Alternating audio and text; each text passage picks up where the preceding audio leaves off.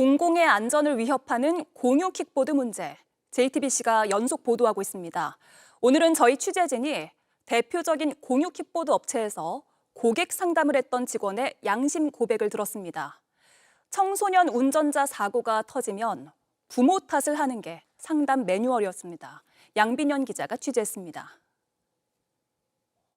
A씨는 2023년 업계 선두였던 한 공유 킥보드 업체에서 고객 상담 업무를 맡았습니다.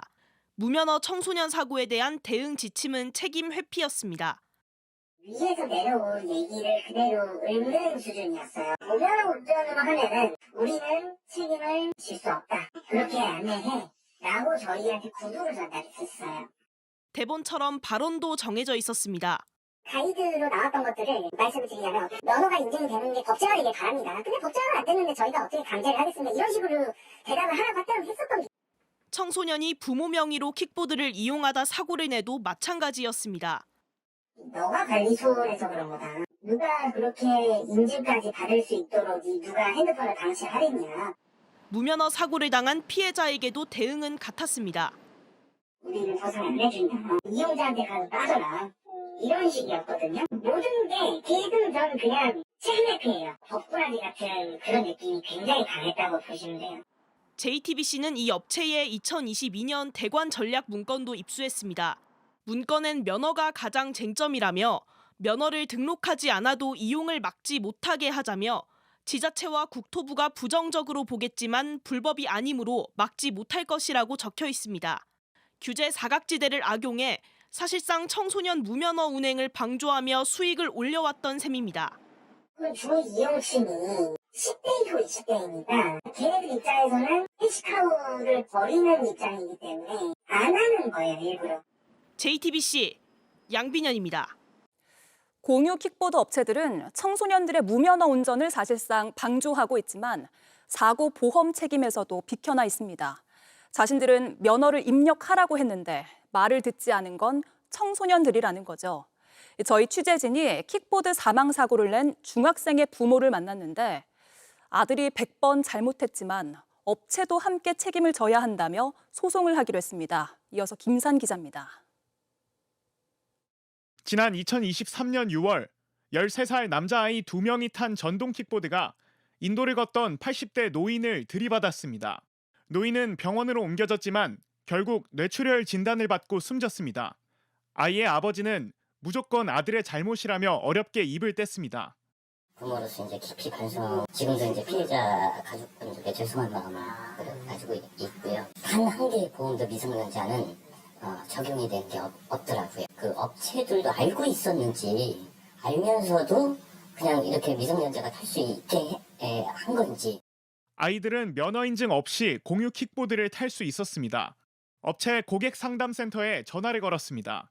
미성년자가 이용을 하다가 사고가 났을 경우는 어떻게 되나요? 미성년자가 이용하다가 사고 났을 경우에는 면허가 없기 때문에 보험 적용이 안 되고 보험 적용도 안 된다고 그러면 탑승이 안 되게끔 막아놔야 되는데 법적으로 면허 등록 정보를 이제 필수적으로 강제할 수는 없어가지고 아이는 결국 가정법원으로 송치돼 보호 처분을 받았고 아버지는 형사합의금 2천만 원을 피해자 측에 전달했습니다.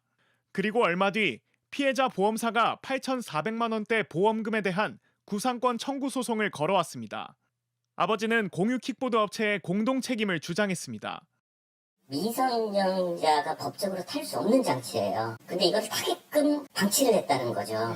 그렇다고 하면은 위험을 알고서도 방관을 했다라는 거기 때문에 일정 부분 그 책임이 있지 않나. 하지만 법원은 전액 부모가 부담하라고 판결했습니다. 공동 책임은 킥보드 업체에 소송을 걸어 별도의 재판에서 판단을 구하라고 했습니다. 아버지는 킥보드 업체를 상대로 한 소송을 준비 중입니다. 반드시 그 업체의 책임을 묻고 싶고요. 요거를 1호 판례가 되더라도 다시는 이런 일이 발생하지 않도록 한번 책임을 한번 물어보려고 합니다. 미성년자들이 더 이상 가해자가 되고 범법자가 되는 그런 구조가 안 일어날 수 있도록. JTBC 김산입니다. 저희가 공유 킥보드 업체 더스윙 측의 면허 미인증 시스템에 대한 입장을 물었습니다. 면허를 인증하지 않아도 되는 킥보드는 파트너 점주들이 운영하는 거라며 본사가 면허 인증을 강제할 수 없다고 설명했습니다. 하지만 파트너 점주를 모집할 때는 면허 확인은 의무가 아니라고 했습니다. 양빈영 기자가 취재했습니다. 공유 킥보드 업체 더 스윙 측은 JTBC에 원동기 이상 면허가 있는 미성년자만 전동 킥보드를 몰 수 있다고 설명했습니다. 22년도부터 면허를 금지하기 시작했어요. 지경으로 운영을 해서는 면허 없으면 미성년자 탈 수가 없고요. 이에 취재진은 면허 없이도 이용이 가능했다고 다시 물었습니다. 근데 저희가 해보니까 면허 등록 없이도 탈 수는 있더라고요. 경기도나 서울 그 부천로 가는 이쪽에서 하시는 파트너분이 있어요. 가맹사업법은 아니고 이제 저희 거를 가져다가 쓰시는 분들이신데 그분들은 조금 임의로 하세요. 본사 지경은 면허를 확인하고 있지만 파트너 점주들이 임의로 운영하고 있다며 사실상 책임을 돌린 겁니다. 더 스윙 측은 재차 보내온 입장문에서도 전동 킥보드 기기를 빌리거나 사서 운영하는 파트너 점주들이 면허 인증 여부를 선택할 수 있다며 본사 소유 킥보드라도 가맹 사업자가 아니기 때문에 본사 방침을 강제할 수 없다고 했습니다. 하지만 정작 파트너 점주들에게 면허 확인은 의무가 아니라며 사업 참여를 유도한 건 더 스윙 측이었습니다. 실제로 면허가 없다고 해서 아예 타지 못하게 막고 있지는 않습니다. 등록은 당연히 요청은 계속해서 저희도 하고요. 근데 없어도 탈 수는 있습니다. 그런 더 스윙 측은 최근 사회적 인식 문제 등을 이유로 사업을 축소 중이고 직영 운영은 거의 없다고 전해왔습니다.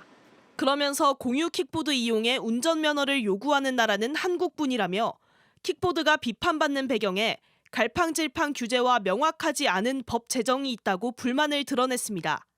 JTBC 양빈현입니다. 중학생들이 면허도 없이 몰던 전동 킥보드에 치여 30대 엄마가 열흘째 의식을 찾지 못하고 있습니다. JTBC는 한 공유 킥보드 업체가 대리점주를 모집할 당시 녹취를 입수했습니다. 미성년자들이 사고를 내도 법적 책임은 전혀 없다며 법의 사각지대를 홍보수단으로 삼았고 그게 불행한 현실이 됐습니다. 양빈현 기자입니다. 정부는 2021년부터 전동 킥보드 등 개인형 이동장치의 무면허 운전을 금지했습니다. 하지만 공유 킥보드 업체에게 면허를 확인할 책임을 부여하지 않았습니다. 킥보드 업체는 이 같은 법적 사각지대를 파트너 점주를 모집하는 데 활용했습니다. 실제로 면허가 없다고 해서 아예 타지 못하게 막고 있지는 않습니다. 당연히 요청은 계속해서 저희도 하고요. 근데 없어도 탈 수는 있습니다. 미성년자인 고등학생이 타도 안전하다고 말하고 업계에서는 당연히 면허가 필요하지만 이건 고등학생 이상 정도면 사고 안 내고 안전하게 잘 타고 다닌다. 이게 공론이고요. 심지어 사고가 나도 회사 책임은 없다고 선을 긋습니다. 아예 없습니다. 0%입니다. 그 해당 유저가 보험 혜택이나 이런 혜택을 받지 못한다는 것뿐이고 그래서 너무 참 안타까운 일이다까지지 그거에 대한 법적 책임이나 이런 건 파트너 대표님 혹은 본사조차도 없습니다. 정부 역시 위험하지 않다고 판단해 전동 킥보드를 자전거 등으로 분류했다고도 말합니다. 국토부가 보니 이건 그렇게 위험한 이동수단이 아니네. 자전거랑 비슷하네 라는 결론에 이르러서 작년 겨울에 이제 자전거법으로 갑자기 바뀌게 됐어요. 그때부터 이제 중학생들이 타기 시작을 했어요. 현행법은 솜방망이 규제에 불과합니다. 제가 공동 발의한 피행기본법은 무면허 미성년자에 대한 처벌뿐만 아니라 이를 막지 못한 그 업체에 더 강력한 법적 책임을 묻는 것을 해당 업체 측은 규정이 바뀐 직후라 숙지가 미흡했던 게 사실이라면서도 무면허 경고 알림을 보고도 이용하는 미성년자까지 업체가 책임질 수 없는 노릇이라고 했습니다.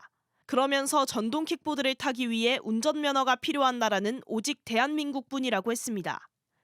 JTBC 양빈현입니다.